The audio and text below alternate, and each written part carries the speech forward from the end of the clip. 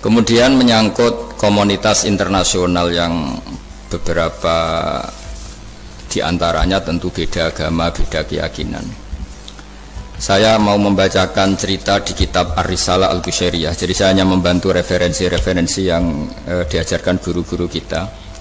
Ar-Risalah Al-Qushairiyah adalah kitab kesayangan Mbah Maimun karena dulu mbah beliau dapat ijazah dari Sayyid Umar Sato, kakaknya Sayyid Abi Bakar Sato yang punya kitab I'anatul Thalibin.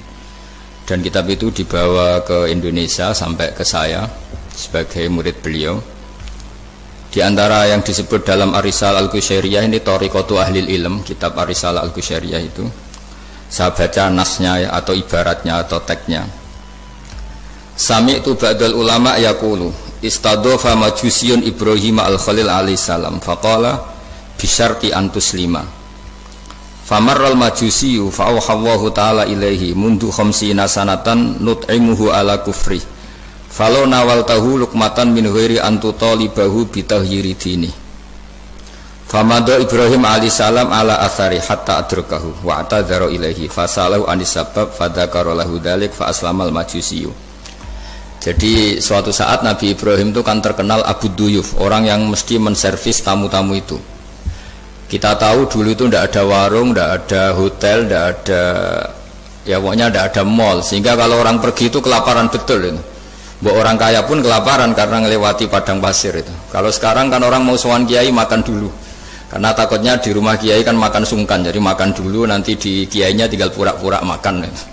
Kalau dulu memang makan nih tamu itu wajib betul, kalau tidak ya kelaparan betul tamu itu. Sehingga cerita suatu saat di antara tamu itu berakidah, berfaham Majusi atau beragama Majusi lah gampangannya itu. Terus Nabi Ibrahim nggak mau, saya mau ngasih makan syaratnya Anda harus Islam gitu. Akhirnya orang ini putus asa kemudian meninggalkan Nabi Ibrahim. Saat itu, saat orang itu meninggalkan Nabi Ibrahim, Allah memberi wahyu ke Nabi Ibrahim. Orang itu umurnya 50 tahun dan dia hidup karena tak kasih makan. Terus kata Allah, mundu khamsina sanatan nut'imuhu ala kufri. Saya yang Tuhan saja ngasih makan dia 50 tahun tanpa syarat dia harus Islam. Kamu baru dimintai makan sehari mensyaratkan Islam. Walhasil terus Nabi Ibrahim ngejar orang Majusi itu, terus monggo-monggo makan di rumah saya. Singkat cerita terus orang Majusi itu tanya, kenapa Anda berubah pikiran? Terus Nabi Ibrahim cerita bahwa beliau ditegur Allah kemudian harus melakukan itu. Jadi cerita-cerita seperti itu banyak. Dulu kita dengar para kiai sering cerita ketika seorang Yahudi rumahnya diusir Amr bin As untuk pembangunan masjid. Ketika lapor ke Sayyidina Umar, masjid itu yang mengambil tanahnya orang Yahudi harus dikembalikan ke orang Yahudi. Dulu guru-guru kita juga sering cerita Sayyidina Ali itu pedangnya dicuri sama orang Yahudi.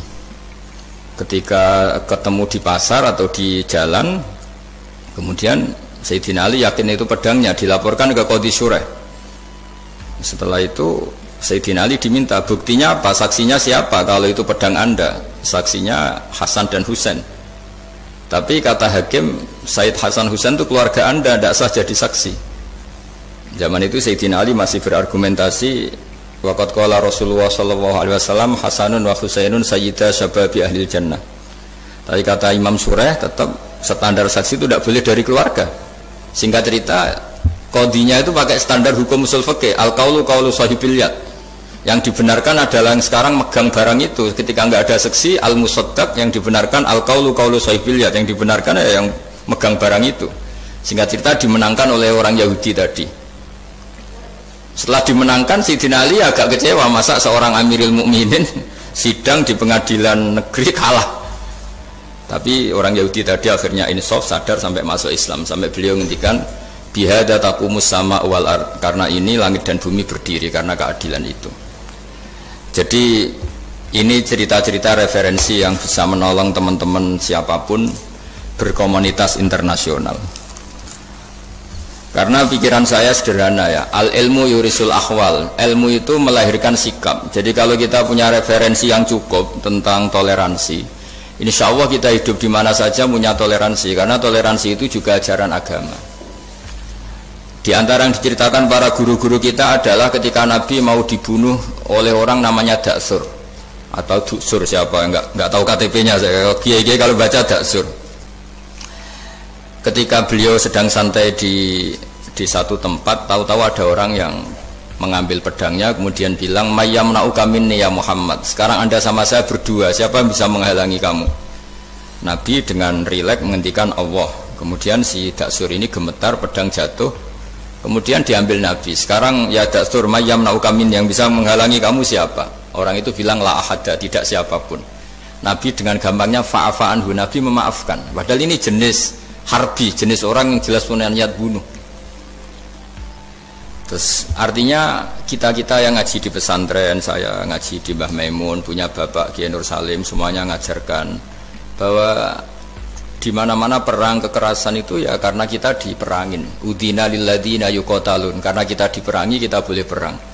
Qatilul ladzina yuqatilunakum. Jadi yang boleh kita perangi ya zaman kayak kita dulu dijajah Belanda, dijajah Jepang zaman itu. Ketika sudah tidak ada penjajahan ya alasan itu sudah hilang karena mereka tidak merangi kita. Jadi apa ya, perang ya ada konteks rasionalitasnya, damai juga ada konteks rasionalitasnya. Tapi karena kita punya tradisi referensi, teman-teman yang di Jerman tak bantu, tadi ada kitab Arisal Al-Qushairiyah, terus ada beberapa cerita-cerita tadi kayak Daksur. Kalau ayatnya jelas ya, jelas qatilul ladzina yuqatilunakum wa in janahu lisalmi fajnah laha wa tawakkal 'ala Allah. Bahkan seperti yang diceritakan Profesor Quraisy tadi, yang sedang kita benci pun bisa saja suatu saat teman. Dalam surat Mumtahanah itu atau Mumtahinah ada ayat asawwau ayyaj'ala bainakum wa bainal ladzina ataitum minhum mawaddah. Bisa saja orang yang sekarang kamu benci suatu saat kamu cintai. Wallahu qadir, itu Allah Maha Kuasa. Dan tadi saya menambahkan yang dikatakan Profesor Quraisy tentang belajar. Dulu Nabi itu enggak puasa Asyura.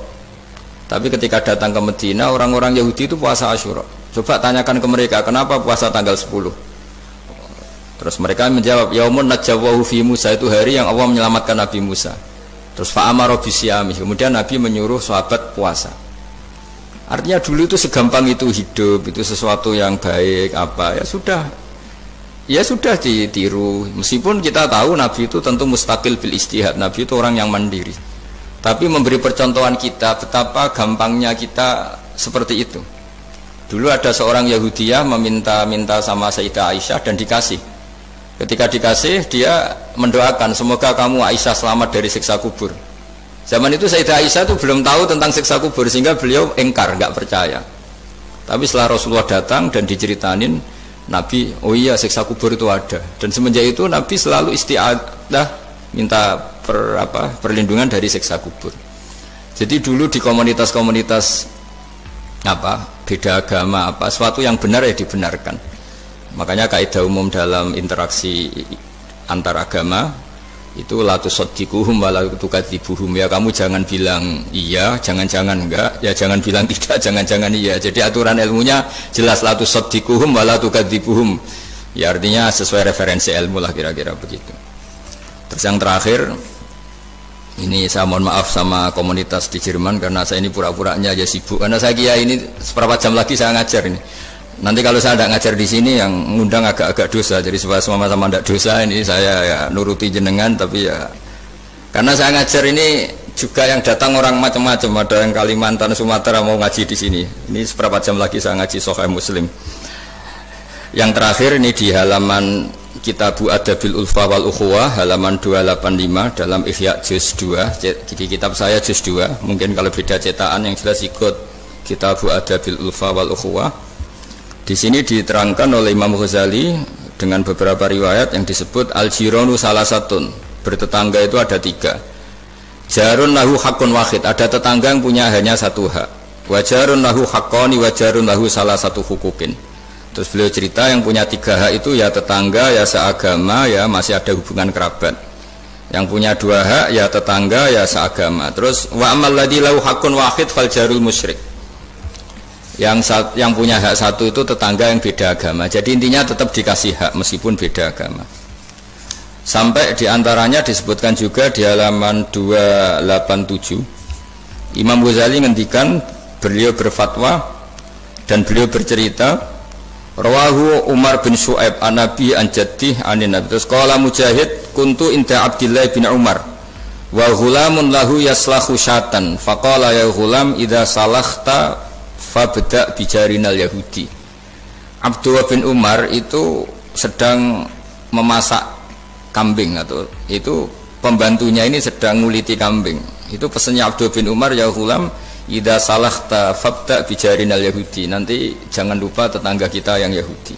Ini di Ihya halaman 287. Hanya cerita kebaikan. Jadi cerita perang itu ya karena kita diperangin, tapi ya kalau kita dibaikin ya baik, itu ajaran Islam. Hatta qala dzalika miraron. Faqala lahu lima taqulu hadza. Ini pembantunya juga enggak langsung menerima. Kenapa? Saking enggak mau nerimanya diulang-ulang lagi oleh Abdullah bin Umar. Faqala inna Rasulullah sallallahu alaihi wasallam lam yazal yusina bil jar hatta khashina annahu sayuwarrithu. Kenapa engkau melakukan itu ya Abdullah bin Umar? Terus beliau menjawab, Rasulullah itu selalu berpesan untuk berbuat baik sama tetangga. Tadi kita tahu kalau tetangga punya 3 hak, berarti seagama, ada hubungan kerabat, hakul jar, berarti 3. Ada yang seagama dan tidak punya hubungan kerabat, berarti punya 2 hak, yaitu satu agama dan kerabat.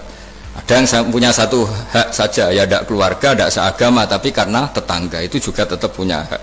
Dan itu pun masuk kategori lam yazal yusina bil jar, termasuk orang-orang yang harus kita baikin. Ya kalau di Qur'annya kayak tadi ya, qatilul ladzina yuqatilunakum, boleh merangi ya yang merangi kita. Udzina lil ladzina yuqatalun, diberi hak merangi ya sama yang merangi kita, bukan yang tidak merangi kita. Terus waqala Hisham, kanal hasanu la yara ba'san antut imal jarul yahudiyya wan nasraniyya min udkhiyatik. Bahkan sebagian ulama di sini disebut Hasan Basri berpendapat kalau berkorban, kalau punya tetangga Yahudi yang butuh nggak apa-apa dikasih dagingnya. Ini di halaman Ihya 287 juz 2. Jadi dari cerita-cerita itu dan referensi-referensi itu, teman-teman di Jerman nggak usah khawatir lah. Kalau kiai-kiai kayak kita itu berfatwa nggak boleh berkomunitas internasional, nanti takut begini-begini, ndak lah. Kita bacanya ya sama seperti yang dibaca Profesor Kures, sama yang dibaca guru-guru kita. Jadi itu kalau boleh dikatakan sumbangan saya lah, bahwa di kita di pesantren itu ajaran-ajarannya juga seperti itu. Dan tadi beberapa kita saya sebutkan halamannya supaya bisa dicari, supaya tidak kelihatan hoax, juga tidak bikinan saya gitu, supaya jelas itu. Dan saya mohon maaf karena nggak bisa ngikuti sampai selesai, tapi saya ngapresiasi, semoga jadi syawal yang baik. Minal aidin wal faizin. Minal aidin artinya kita kembali menjadi ahli surga. Saya termasuk yang sependapat dengan kitab yang saya baca. Dulu kita ini ahli surga karena Nabi Adam lahirnya di surga dan diciptakan di surga. Karena satu kesalahan beliau harus kembali ke bumi. Dan setelah puasa itu selesai dan diterima, kita kembali ke ahli surga lagi. Maksud minal aidin, kita kembali lagi berstatus sebagai ahli surga. Dan itu dimulai dari saling memaafkan. Karena yang menghalangi masuk surga itu hak adami. Manusia itu kan paling kikir untuk memaafkan orang lain. Padahal kalau hak adami belum selesai itu Allah tidak mau memaafkan. Makanya syaratnya masuk surga harus kita saling memaafkan. Dengan cara seperti itu insya Allah kita minal aidin wal faizin. Jadi mohon maaf, sekali lagi mohon maaf karena saya tidak bisa ngikuti sampai selesai karena saya harus ngaji. Karena bukan papa ya, memang harus. Andikan sunat itu mungkin saya tinggalkan. Mohon maaf sekali. Assalamualaikum warahmatullahi wabarakatuh. Waalaikumsalam. Terima kasih sekali Guru Ustaz.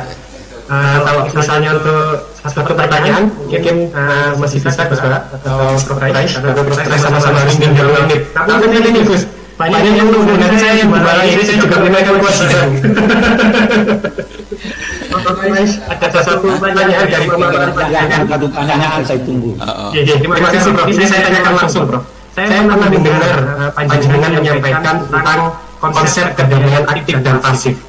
Mungkin bisa dijelaskan Prof mengenai hal tersebut, khususnya dalam rangka mempersatukan diri tadi itu Prof.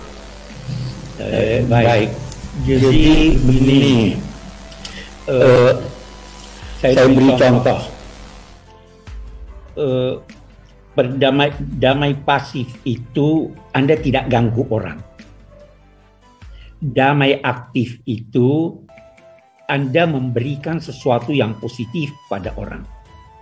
Kalau kita berada di bus, duduk tanpa menyapa yang di samping kita, tanpa mengganggunya. Kita duduk dengan baik sambil membaca atau merenung, itu terjadi kedamaian, tapi itu damai pasif.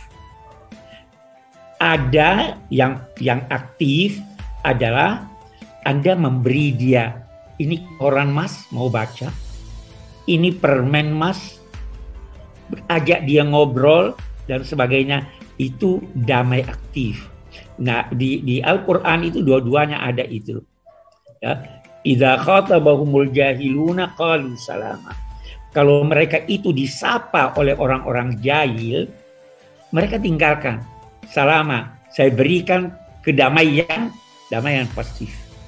Nah, ya karena itu pesannya, kalau tidak bisa memberi, jangan ambil haknya orang. Kalau tidak bisa memuji, jangan cela dia. Kalau tidak bisa membantu, jangan jerumuskan dia. Itu damai pasif dan aktif. Terima kasih. Terima kasih Prof. Quraish Shihab. Sejatinya kami ingin memohon doa juga, tetapi insya Allah sedikit insya Allah lain kali kita. Ya, Prof. Quraish Shihab. Terima kasih sekali. Selalu, Prof. Terima kasih. Assalamualaikum. Terima kasih. Waalaikumsalam. Sekarang kita lompat kembali ke Gus Bahak. Moga-moga beliau masih berkenan menjawab pertanyaan saya. Ngapunten Gus, satu saja Gus. Panjenengan pernah menyampaikan apabila kebodohan itu merusak, tetapi sok pintar itu jauh lebih merusak. Nah, ini mungkin panjenengan berkenan menyampaikan soal itu. Tentu ada bodoh yang benar-benar nggak ditoleransi Allah Ta'ala, yaitu bodoh tentang Tuhan ya. Kita dikasih nikmat Allah, dikasih bumi untuk dipakai tanpa bayar, dikasih oksigen. Kemudian kita bodoh, nggak tahu yang memberi siapa, itu kan bodoh betul.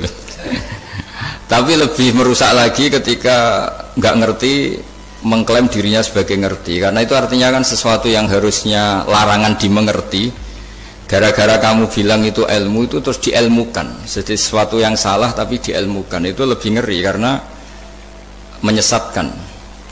Saya beri contoh misalnya begini ya. Kita di pondok itu kan ngaji jelimet lah. Jelimet itu ya detail ya. Sehingga kita tahu lah bodoh yang paling nggak ditoleransi itu bodoh tentang Allah. Sehingga ketika pertama kita ngaji, awal wajibin alal insan ma'rifatullah, pertama yang harus kita tahu itu Allah. Kita sebagai warga negara Indonesia aja tahu presidennya siapa, bupati kita siapa. Masa di buminya Allah tidak tahu yang bikin siapa, itu kan kebangetan. Itu bodoh, itu merusak. Terutama bodoh dalam hal-hal yang harus ngerti, ya itu tadi ma'rifatullah. Tapi juga ada yang lebih fatal lagi, tidak ngerti tapi menyesatkan dengan klaim ngerti. Itu yang umat Islam zaman Imam Ghazali itu selalu mengingatkan bahayanya filsafat yang menyesatkan. Misalnya teori tentang Tuhan itu logos terus begini itu jeluwimet, sampai yang dengarkan aja nggak paham, yang ngomong juga masih nggak paham, apalagi yang mendengarkan. Tapi itu kan mengkaburkan teori Tuhan yang sejelimet itu. Padahal Tuhan bisa ditemukan dengan cara yang mudah. Tuhan itu siapa? Ya, yang pokoknya yang menciptakan langit bumi itu namanya Tuhan. Tuhan itu siapa? Yang wujudnya paling awal itu namanya Tuhan. Tapi gara-gara diberi penjelasan seakan-akan jelimet ilmiah, padahal itu nggak benar, itu hanya nggak benar. Nah, itu lebih ngeri lagi karena orang akan bertuhan dengan cara yang salah. Ya kira-kira gitulah contoh ekstrimnya. Terus saya gimana? Terus saya nambahi tadi. Tonton. Udah cukup ya? Akhir penutup permintaan dari kawan-kawan untuk berdoa, Gus. Oh iya. Untuk kami yang di sini. Ya. Karena progres yang tadi sudah melibatkan panjenengan. Oh ya. Terus saya menambahkan sedikit tentang yang didawuhkan Pak Quraish tadi. Memang di terakhir dawuhnya Nabi, kamu harus berbuat baik. Kalau nggak bisa ya Rasulullah, mendukung yang baik.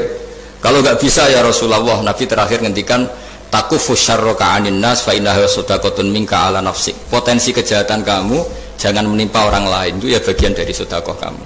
Jadi takufu syarroka anin nas fa innaha sadaqatun minka ala nafsik. Jadi misalnya bawaan kita baru nggak mood, bawaan kita baru ingin emosi, ya sebaiknya jangan ketemu orang, nanti bawaannya cemberut. Tapi kalau bawaan kita sedang baik, ya sudah nggak apa-apa ketemu orang itu. Jadi ya diukur-ukur sendiri lah gitu. Makanya kalau sedang jatuh tempo kredit, banyak utang, tidak usah keluar, nanti bawaannya ketemu orang marah ya kira-kira gitu. Ya hitung-hitung sendiri. Al-Fatihah. A'udzubillahi minasyaitonirrajim. Bismillahirrahmanirrahim. Alhamdulillahirabbil alamin arrahmanir rahim maliki yaumiddin. Na'budu wa nasta'inu shiratal mustaqim. Shiratal ladzina an'amta 'alaihim ghairil maghdubi 'alaihim waladdallin. Bismillahirrahmanirrahim. Nahmaduka ya Ghafur ya Syakur ya Wadud. Allahumma shalli wa sallim wa barik ala sayyidina Maulana Muhammadin wa ala alihi washabbihi wa barik wasallam asma'in. Nas'aluka ya Allah fi anna lakal hamda la ilaha illa anta al-hannan al-mannan ya badi as-samawati wal ardi ya hayyu ya qayyum. Nas'aluka ya Allah antarzuqna at-ta'siya wal qudwata wal iktida bi nabiyyika Muhammadin sallallahu alaihi wasallam. Rasulullah yas'alim ayatika yu'allimuhumul kitab wal hikmata yusakkimuna kantal azizul hakim. Wa nas'aluka ya Allah antaj'ala himmatana fi hadhihi ad-dari ila kalimatikal ulya wasujuda laka warruku'a laka hatta nakuna ibadan laka ma'ari ayatin minka wa khiftin minka ya wa ir'ana bi aini riayatik wa hfatna bi khiftik nama kunna ya wa fi ardika wa fi mulkika ya wa faj'alna aminin mutmainin alladzina la khaufun 'alaihim wa lahum yahzanun warzuqna al-busyra fid dunya wal akhirah urzuqna ya wa at-tawadduda wat tahaba ya wa sing yakunu dzalika sababan ya wa li ilahi kalimatika al-ulya wa khidmati dinika ya wa 'alal mahajjatil bayda lailuha kana hariha ya aqimna 'ala dzalika wa 'inna 'ala dzikrika wa syukrika wa husni ibadatik rabbana atina fid dunya hasanah fil akhirati hasanah wa qina adzabannar sallallahu ala sayyidina Muhammad wa baraka sallam subhana rabbika rabbil izzati amma yasifun wa salamun alal mursalin walhamdulillahi rabbil alamin. Al-Fatihah. Ar-Rahmanir-Rahim maliki yaumiddin nasta'inu siratal mustaqim siratal ladzina an'amta 'alaihim ghairil maghdubi 'alaihim waladdallin. Nggih, mohon maaf. Assalamualaikum warahmatullahi wabarakatuh.